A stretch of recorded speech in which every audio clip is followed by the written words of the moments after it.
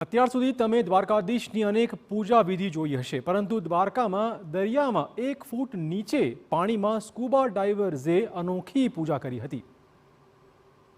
થોડા સમય પહેલા વડાપ્રધાન મોદીએ સ્કૂબા કરી હતી ત્યાં પંચકુઈ સમુદ્ર કાંઠે આજે સ્કૂબા ડાઇવર દ્વારા દરિયામાં જઈને શ્રી કૃષ્ણની જલા જપા દીક્ષા કરવામાં આવી હતી, જેમાં 7 સ્કૂબા ડાઇવર્સે સમુદ્રના નીચે જઈ માળા જપ સાથે પૂજન અર્ચના કરી હતી અને જલા જપા દીક્ષા કરી હતી।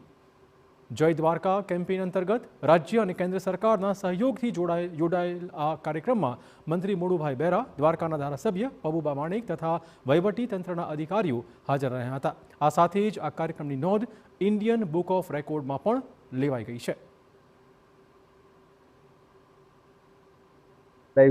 करके जलजपा श्री कृष्ण भगवान का जलजपा दीक्षा कर लिया है। तो हम सब साथ वहाँ जाके और 3 कैमरामैन हमारे साथ 10 लोग जाके गए हैं और हमको भगवान ने इस ऐसा सपोर्ट किया कि आज क्लाइमेट तो अच्छा है, तो हम जाके और अच्छा तरीके से करने का मौका दिया है। जला जपा दीक्षाનો કાર્યક્રમ